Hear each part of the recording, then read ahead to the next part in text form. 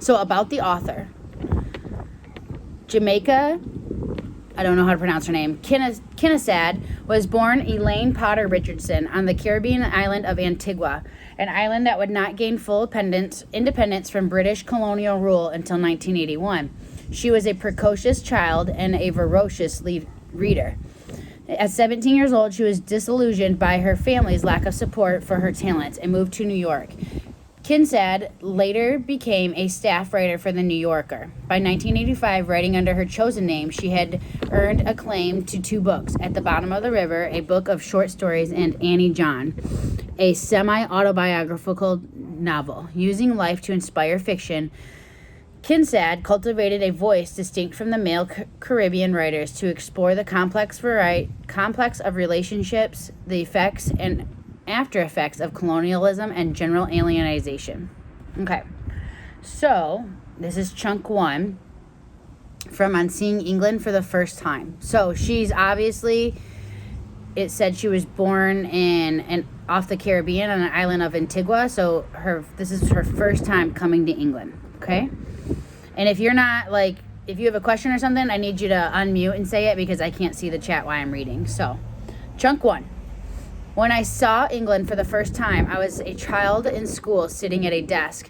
The England I was looking at was laid out on a map, gently, beautifully, delicately, a very special jewel. It lay on a bed of sky blue. The background of the map, it is yellow for mysterious. It's yellow for mysterious because though it looked like a leg of mutant, which I'm not exactly sure what mutant is, so we're going to click that to see what it means. Oh, lamb. It looked like a leg of lamb.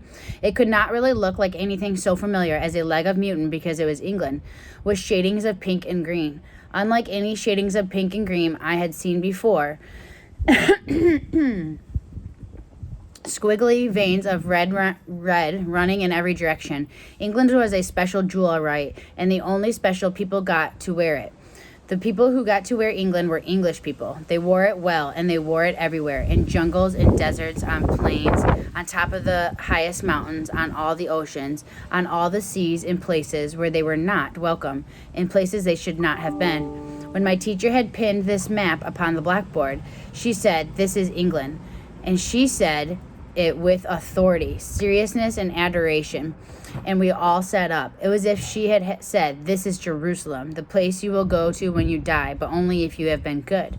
We understood then, we were meant to understand then, that England was to be our source of myth and the source from which we got our sense of reality, our sense of what was meaningful, our sense of what was meaningless, and much about our own lives and much about the very idea of us headed that last list. Okay, so I'm going to go back to the chat so I can see you guys. What is she saying about England? Is she excited about England? Does she think England's like this great place? Like, what are your thoughts? What is she saying about England?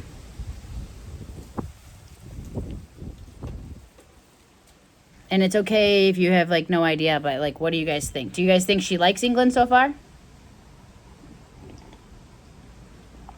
Or wants to go there?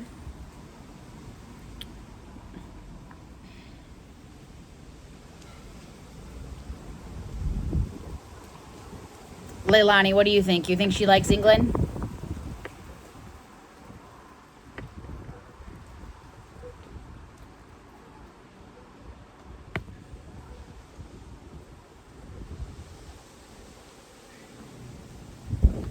Zoe, what do you think? You think she likes England or wants to go there? Like, what are your thoughts?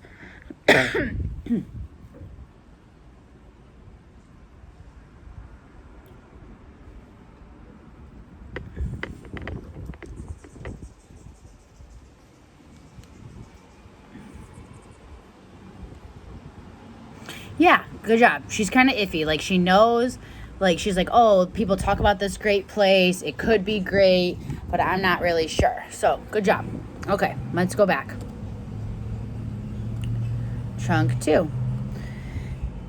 At the time I was a child sitting at my desk seeing England for the first time. I was already very familiar with the greatness of it.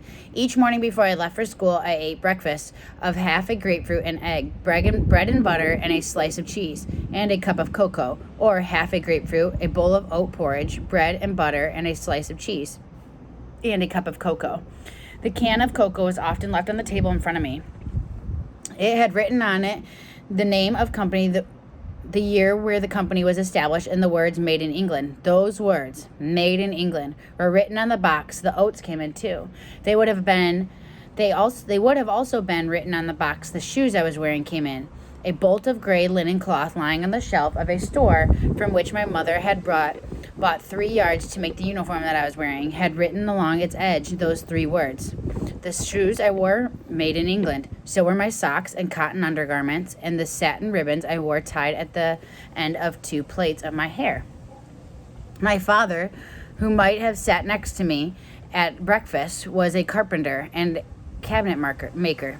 The shoes he wore to work would have been made in England, as were his khaki shirt and brown felt hat. Felt was not the proper material from which a hat that was expected to provide shade from the hot sun should be made, but my father must have seen and admired a picture of an Englishman wearing such a hat in England, and this picture that he saw must have been so compelling that it caused him to wear the wrong hat for a hot climate most of his long life. And this hat, a brown felt hat, became so central to his character that it was the first thing he put on the morning as he stepped out of bed, and at the last thing he took off before he stepped back into bed at night. As we sat at breakfast, a car might go by. The car, a Hillman or Zephyr, was made in England. The very idea of the meal itself, breakfast and its substantial quality and quantity, was an idea from England. We somehow knew that in England they began the day with this meal called breakfast, and a proper breakfast was a big breakfast. No one I knew liked eating so much food so early in the day. It made us feel sleepy and tired, but this breakfast business was made in England, like almost everything else that surrounded us, the exceptions being the sea, the sky, and the air we breathed.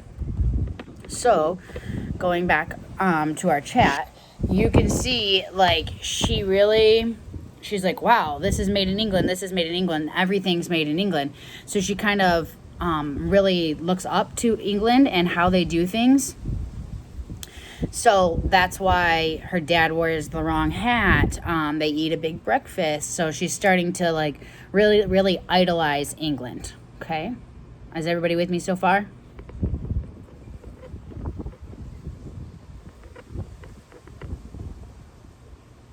I'm going to assume you are, because nobody's saying anything, so I'm going to assume you are.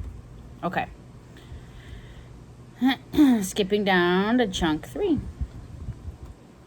At the time I saw this map, seeing England for the first time, I did not say to myself, so that's what it looks like.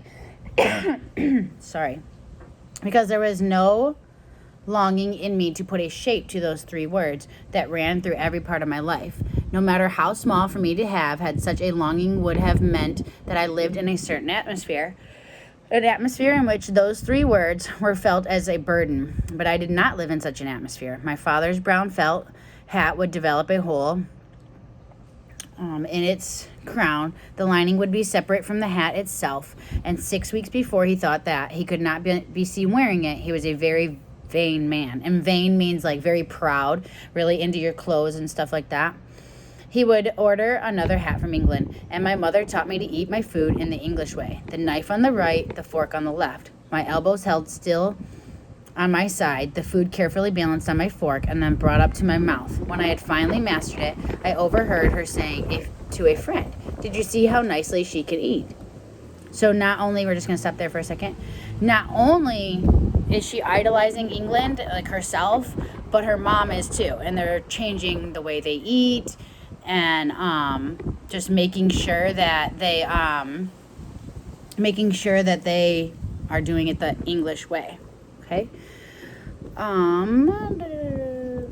But I knew then that I enjoyed my food more when I ate it with my bare hands, and I continued to do so when she wasn't looking. And when my teacher showed us the map, she asked us to study it carefully, because no test we would ever take would be complete with this statement, "Draw a map of England." I did not know then that statement, "Draw a map of England," was something far worse than a declaration of war. For in fact, a flat-out declaration of war would have put me on alert. And again, in fact, there was no need for war. I had long ago had been conquered. I did not know when that this statement was a part of a process that would result in my erasure, not my physical erasure, but my erasure all the same. I did not know then that this statement was meant to make me feel in awe and small whenever I heard the word England. Awe at its existence, small because I was not from it. I did not know very much of anything then, certainly not what a blessing it was that I was unable to draw a map of England. Okay, let me make sure that there's no more chunks.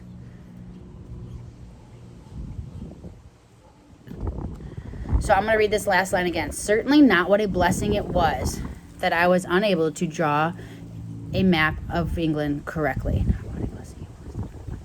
So why did she view that as a blessing? Like, she went from idolizing England to all of a sudden being like, well, I'm glad that I don't know how to draw a map from England. What do you think what does she mean by that? Is she proud of England anymore?